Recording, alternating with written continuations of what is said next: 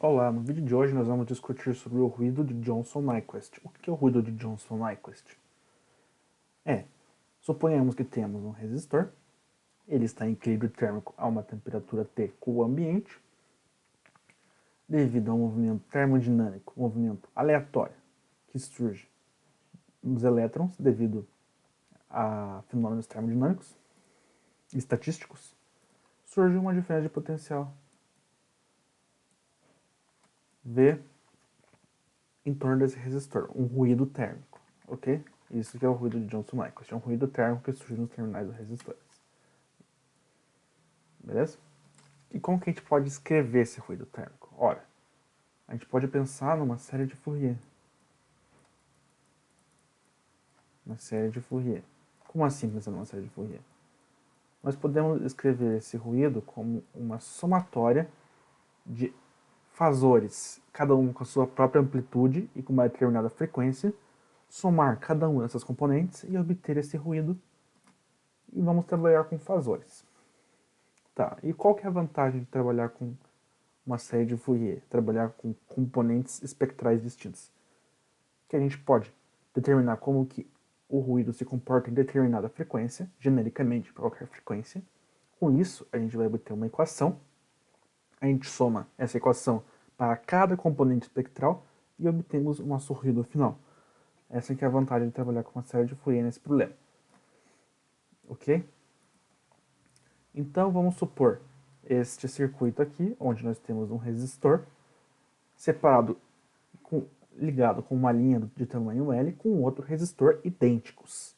E vamos supor que esse resistor está em equilíbrio térmico com uma temperatura T com o ambiente e regime estacionário, ou seja, o tempo é igual a infinito, ok? Regime estacionário. Devido ao movimento aleatório, devido ao movimento que surge aqui aleatório dos elétrons devido ao contato térmico com o ambiente a temperatura T, surge uma diferença de potencial VO, E na I, ômega I, T, onde ômega I está relacionado com a frequência, onde ômega I é 2π F, ok?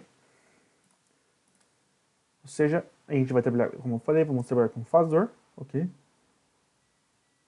E como esse circuito ele é simétrico, vai surgir a mesma diferença de potencial nesse outro resistor. O mesmo fasorzinho aqui, ó, com VO e na ômega IT, beleza? E vamos supor mais uma coisa, que não existe perda de energia na linha, certo? Não existe resistência na linha. E toda a energia que esse resistor transmite para esse outro resistor é totalmente absorvido por esse resistor. Esse resistor não reflete nada para trás, ou seja, a linha é casada. Beleza? Essas são nossas suposições sem perda de generalidade.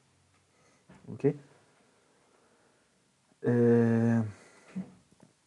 Então, surge esse fasor, essa diferença de potencial em forma de fasor, que a gente está trabalhando.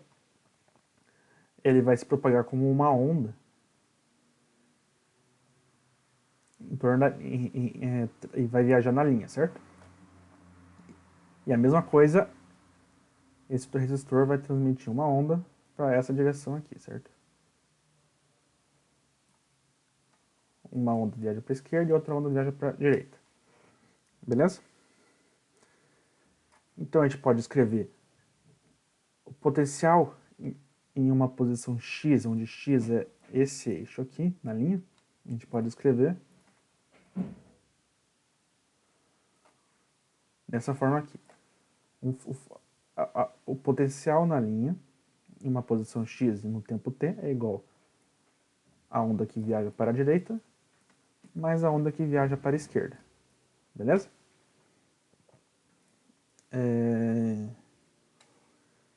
A gente sabe que a gente pode escrever a onda quando a gente está trabalhando com fasor como E na I, ômega t, mais K, onde K é o número de onda, vezes a posição, ok?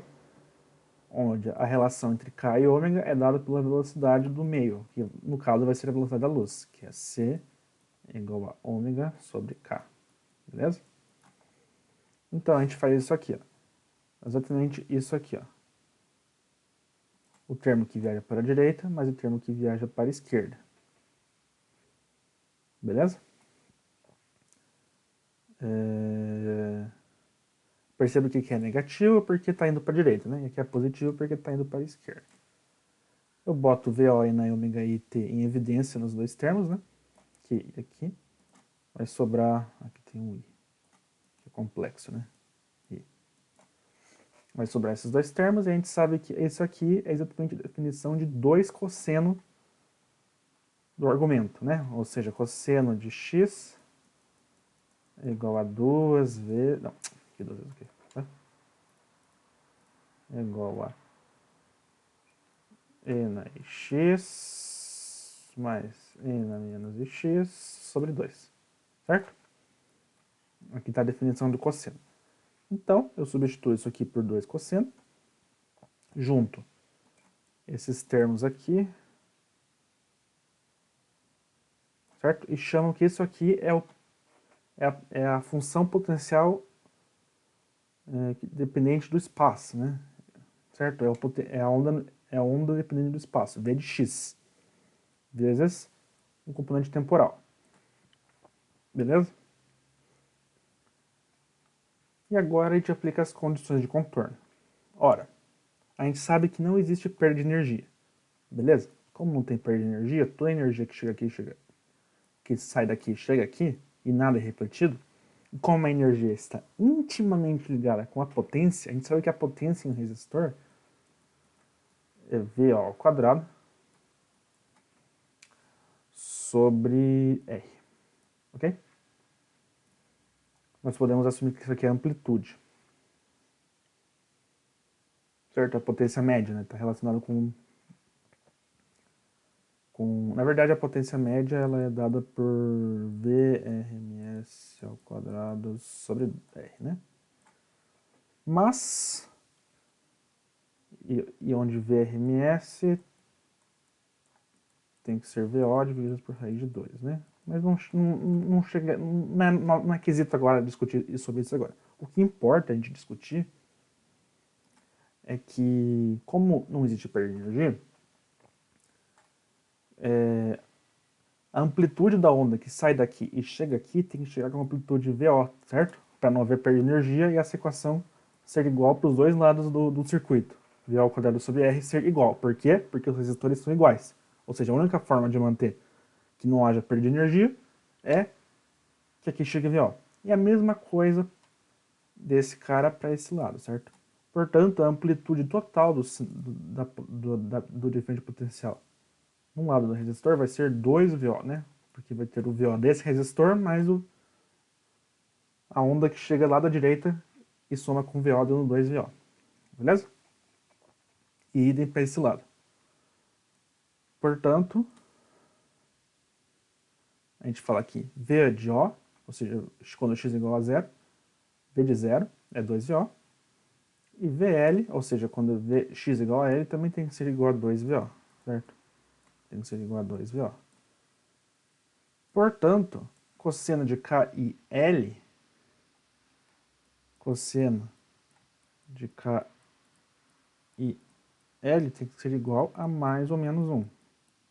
Certo? Não importa que é negativo, porque aqui entra o valor ao quadrado, certo? Ou seja, a única forma disso aqui ser atendido é quando KL é igual a NP, onde N pertence aos números naturais, certo?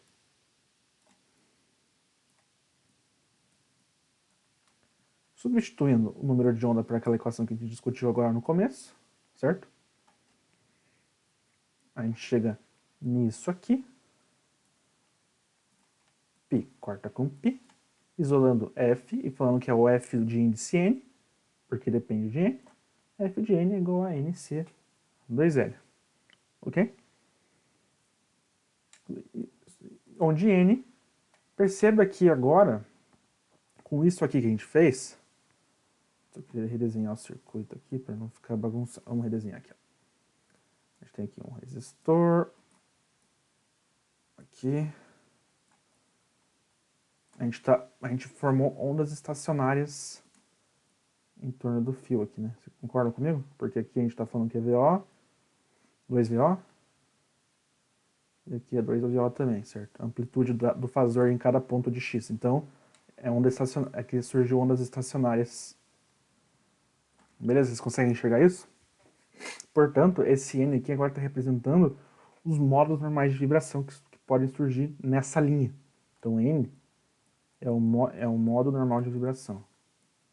É um modo normal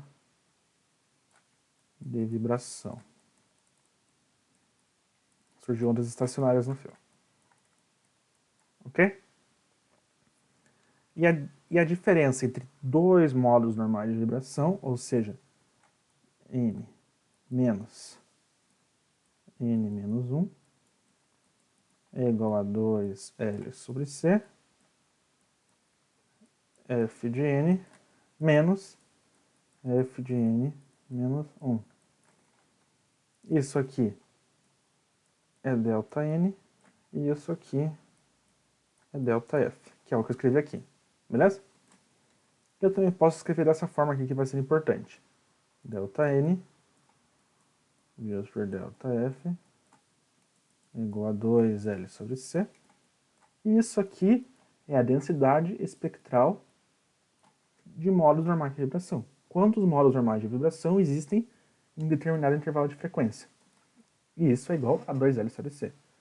Legal. Com isso encontrado, com essa equação encontrada, vamos agora partir para a distribuição de Bose-Einstein. O que é a distribuição de Bose-Einstein? Nos diz que para bósons, o número esperado de bósons que podem estar em determinado nível de energia é dado por essa equação. O número esperado de bósons em determinado nível de energia é dado por essa equação. E por que a gente está lidando com bósons? Porque as ondas estacionárias que surgiram em torno nessa linha nada mais é, nada menos é que fótons. E fótons são bósons, onde a energia vale HF e o potencial químico vale zero. Então, substituindo nessas equações, a gente chega nisso aqui. Essa aqui é a distribuição de fótons é o número esperado de fótons em determinado nível de energia. Nesse caso em específico, é o número de fótons esperados em determinado modo normal de vibração, certo? Porque a energia é igual a HF e a frequência esperada está intimamente ligada com o modo normal de vibração. Então a gente pode falar que isso aqui é o número esperado de fótons em determinado modo normal de vibração. Ok?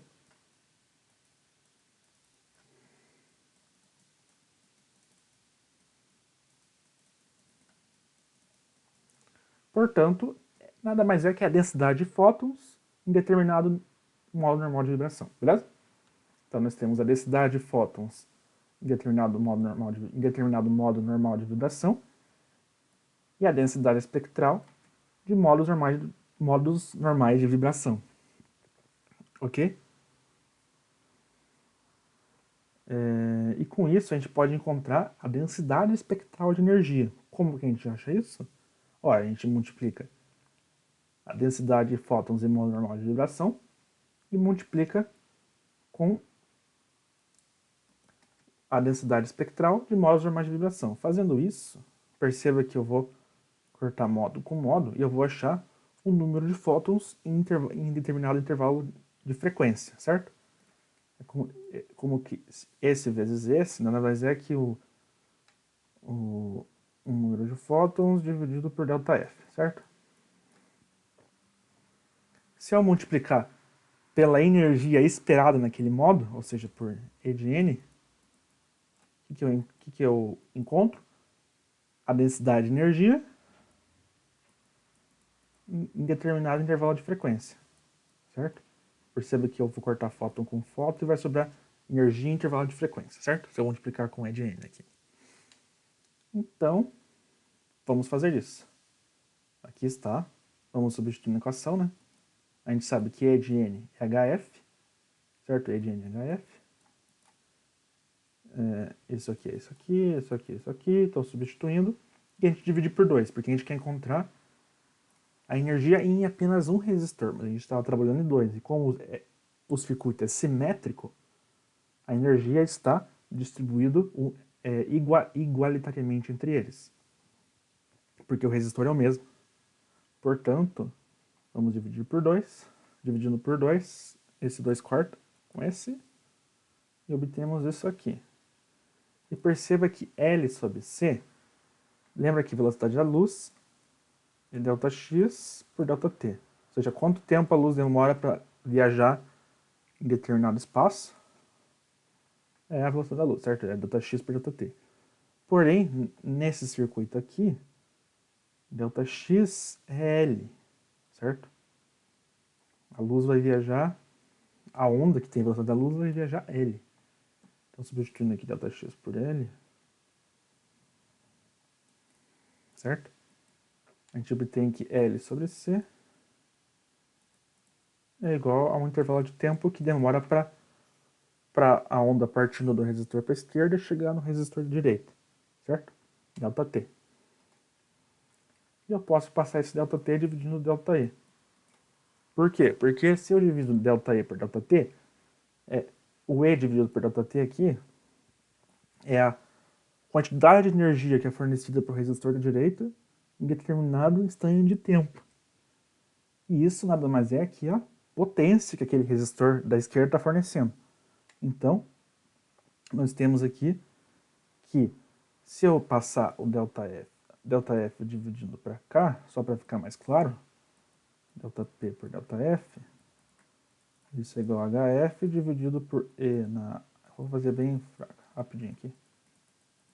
Onde isso aqui, ΔP por ΔF, que eu peguei daqui, nada mais é nada menos é que a densidade espectral de potência. Quanto potência está sendo que aquele resistor fornece em determinado intervalo de frequência. Ok? Então nós temos essa equação, ou seja, quanto que a potência fornecida pelo resistor da esquerda, ela vale isso aqui. Ó. Perceba que ela depende do intervalo de frequência, que era o que a gente queria encontrar lá no começo, pela série de Fourier. Né? A gente queria achar como cada frequência se comporta. Beleza. Com isso, agora a gente pode redesenhar nosso circuito. Tá bom? Como que a gente redesenha? O mesmo circuito. Vai existir aqui a diferença de potencial que surge pelo ruído térmico aqui e aqui, mas por superposição eu só preciso trabalhar com uma, né? Eu vou trabalhar com a da esquerda. Só preciso trabalhar com uma, devido ao teorema da superposição. Beleza? E a gente só quer trabalhar com o resistor, a gente não quer trabalhar com os dois, né? Com isso, a gente consegue calcular a corrente média quadrática. A raiz da corrente média quadrática. IRMS vale exatamente a raiz do valor da corrente média ao quadrado, certo? Isso que é IRMS. Então, IRMS vale o VRMS, onde VRMS, só para ficar mais claro, é VO dividido por raiz de 2, né?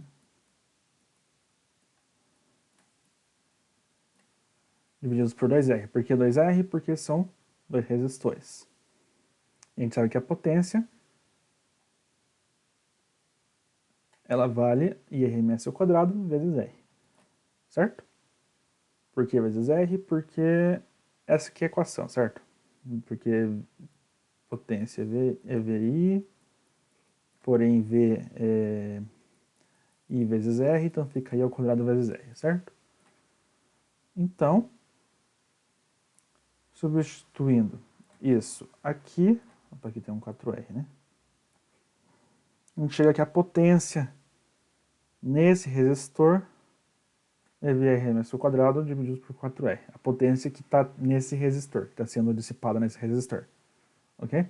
Devido ao potencial a diferente potencial que surge devido ao ruído térmico. Surge uma dissipação de energia com essa potência. Portanto, a gente pode igualar esse termo com esse termo. Certo? Igualando os dois termos. Aqui é 4R, né? A gente chega nessa equação.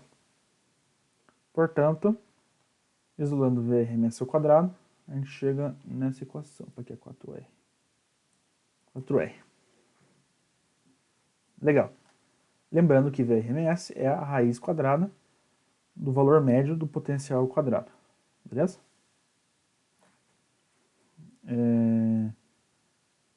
Portanto, eu posso... Daqui eu tiro que VRMS ao quadrado, na verdade, é o valor médio de V ao quadrado. O valor médio de V ao quadrado. Aqui é 4R. Portanto, substituo e a gente descobre que o valor médio do potencial quadrado que surge nos terminais do resistor vale 4R HF vezes ΔF dividido por NHF KT menos 1. Perceba então que a diferença de potencial devido ao ruído térmico que surge no potencial, no resistor, depende do valor do resistor, depende do intervalo de frequência que nós estamos analisando, certo? E, portanto, depende da frequência também, né? Legal, né? E no limite de altas temperaturas, quando KT é muito maior que HF, ou seja, numa temperatura ambiente, normalmente, isso aqui vale. A gente pode fazer uma expansão até a primeira ordem em série de Taylor, fica 1 mais HF dividido por KT. A gente substitui, esqueci do R aqui também. A gente substitui, vamos cortar 1 com menos 1, HF com HF, KT passa para cima. Esqueci do R aqui também, droga.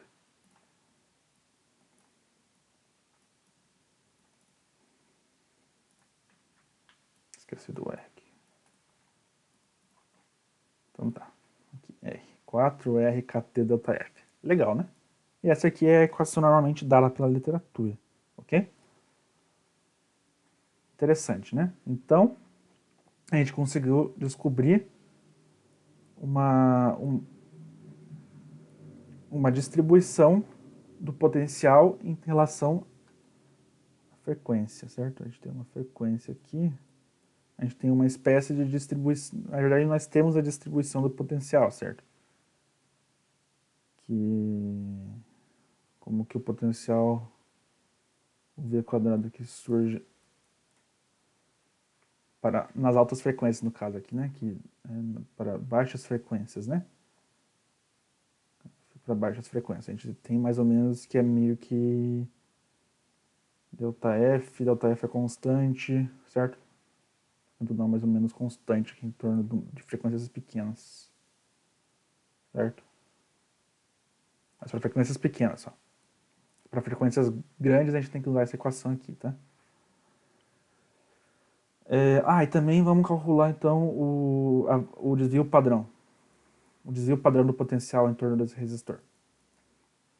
Da diferença de potencial, certo? Ela vale o valor médio de V ao quadrado menos o valor médio de V ao quadrado. Certo? Como a distribuição do potencial, certo? Podemos supor que é uma gaussiana, por exemplo. Ok? Onde aqui está relacionado ao desvio, o desvio padrão. Daqui, como é totalmente aleatório, o valor médio do potencial vale zero, certo? Ok? E o valor quadrático médio vale 4R T ΔF. Portanto, o desvio padrão vale a raiz de 4R KT ΔF. Beleza? Então aqui nós conseguimos descobrir qual que é o desvio padrão do nosso potencial, da nossa diferença de potencial, do ruído térmico no caso, né? Em determinado intervalo de frequência. Portanto, observa que ele depende da resistência, da temperatura e depende do intervalo de frequência. Ou seja, quanto mais frequência nós estamos somando, ou seja, maior esse intervalo, maior vai ser o ruído térmico.